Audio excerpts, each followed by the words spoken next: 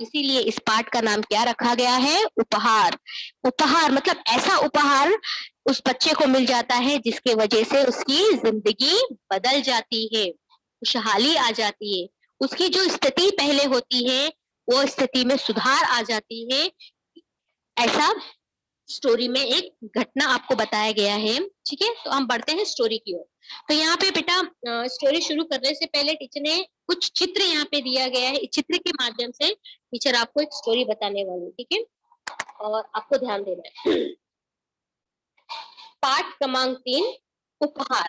उपहार यानी गिफ्ट, तोहफा, है ना, जो अक्सर हम लोग किसी का बर्थडे गिफ्ट, बर्थडे हो या तो फिर किसी के घर में कुछ फंक्शंस होता है तो आप उस फंक्शन के तौर पर आप लेके गिफ्ट लेके जाते हो, है ना।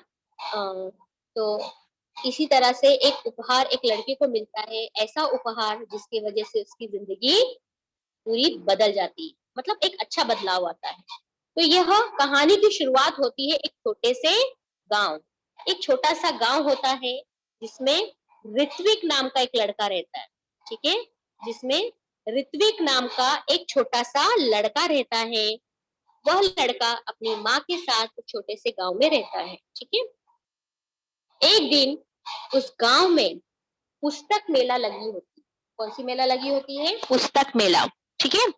पुस्तक मेला लगी होती है और गांव के सभी बड़े, बच्चे, महिलाएं उस पुस्तक मेला में पुस्तक पढ़ने के लिए, पुस्तक खरीदने के लिए जाते हैं। जैसे आपके भी दोस्त होते हैं, कहीं जाते हैं तो पहले आपको एडवांस में बताते हैं ना, अरे भाई मैं यहाँ जाने वाला, आप भी चलोगे क्या?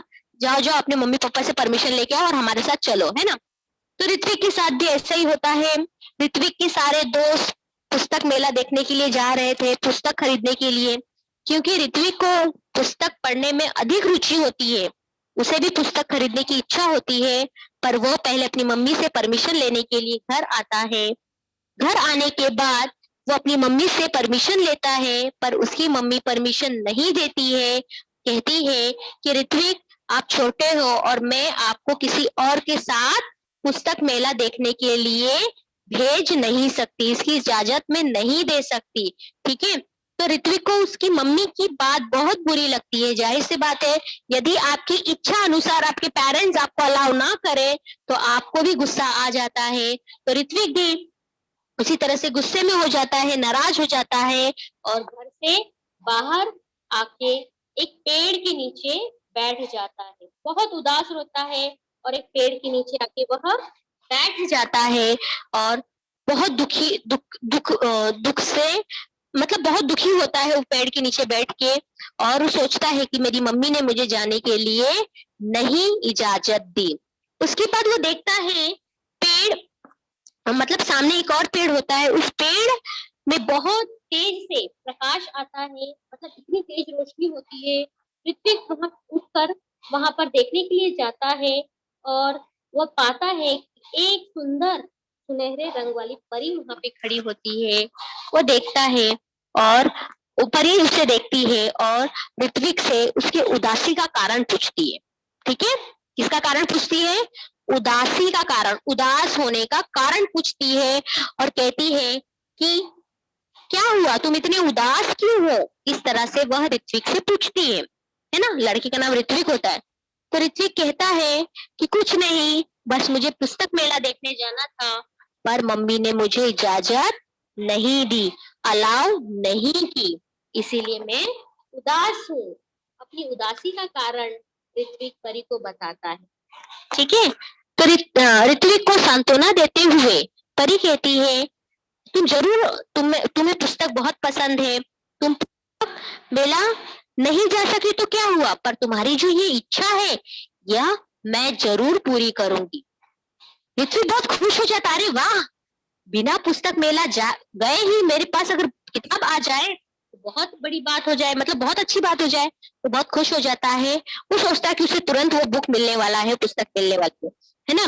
तो फिर उसके बाद परी कहती है कि नहीं, अभी नहीं, आपको उसके लिए मेरे द्वारा आयोजित की गई परीक्षा में आपको क्या होना होगा? उत्तीर्ण होना होगा, पास होना होगा, ठीक है। तो ऋत्विक थोड़ा सोच में पड़ जाता है कि किस तरह की परीक्षा होगी। तो वो तुरंत तैयार हो जाता है, क्योंकि उसका उसकी उसकी रुचि बहुत ज्यादा पुस्तक में होती है। उसकी इच्छा होती है कि मैं किसी तरह वहां पे पहुंच जाऊं और अपने मनपसंद का पुस्तक वहां से खरीद लूं।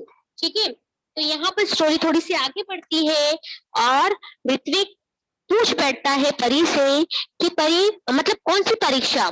तो यहाँ पर परी बोलती है कि यदि आपको बता दिया कि मैं आपकी परीक्षा लेने वाली हूँ तो वो परीक्षा नहीं होता है ना, तो उसे परीक्षा नहीं कहा जाता। आप तो सतर्क रहोगे, मैं बिना बताए ही आपकी परीक्षा लूंगी।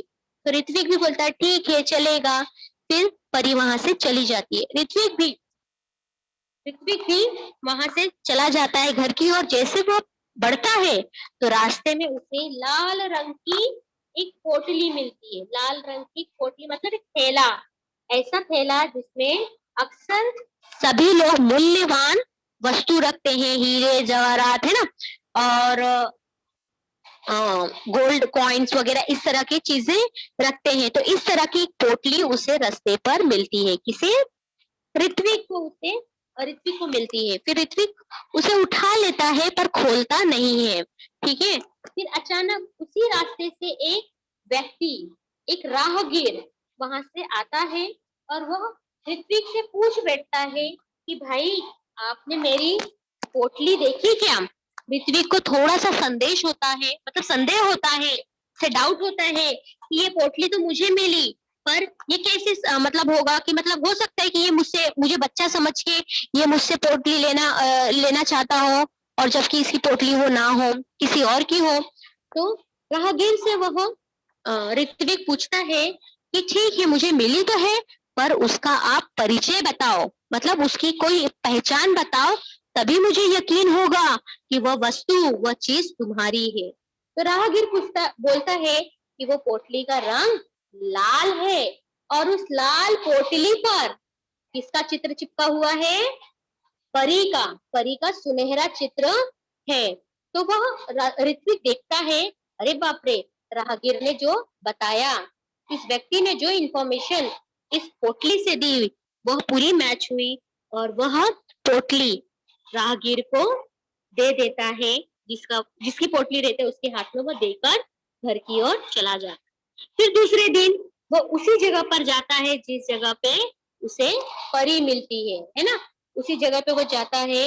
उसी जगह पे परी आती है और वह लाल रंग की पोटली उसके हाथ में दे देती। होता क्या है, पृथ्वी बहुत अचरज में पड़ जाता है, आश्चर्य में हो जाता है कि अरे ये तो पोटली मैंने राहगीर को दी थी, फिर परी के पास कैसे आ गई? परी समझाती है सारी घटना। वो कहती है कि अरे भाई, मैं ही वो राहगीर थी जो कल कल राहगीर के भेष में आई थी और आपकी परीक्षा मैंने ली। आप मेरे परीक्षा में उत्तीर्ण हो गए, मतलब आप ईमानदार बच्चे हो। आप ईमानदारी की कसौटी पे खरे उतरे, आप ईमानदारी की परीक्षा में सफल हुए, और यह तोहफा मैं तुम्हें दे रही हूँ। ये पोटली नहीं है, इस पोटली में आपकी इच्छा पूरी होने वाली शक्ति है। यानी इस पोटली में आप जो भी चीज बोलोगे, मतलब आप पुस्तक चाहते हो तो आपको यह पोटली पुस्तक देगी। ऋतु बहुत खुश हो जाता है, उसके पास शब्द नहीं बचते कि वो किस तरह से परी परी का शुक्रिया अदा करे, क्योंकि जो तड़प थी उसके पास कि मैं कब मैं जाऊं, किसके सहारे जाऊं, मुझे किसी तरह से मौका मिले कि मैं पुस्तक मेला जाके वो पुस्तक खरीद लाऊं। लेकिन यह सपना, यह इच्छा उसकी पूरा उस परी ने किया, और वो बहुत खुश होता है। वो पोटली लेके घर आता है ना। पोटली को देखकर मम्मी बहुत आश्चर्य में होती है कि अरे इतनी मूल्यवान चीज होती है इसमें, ये कैसे तुम्हारे हाथ में लगी?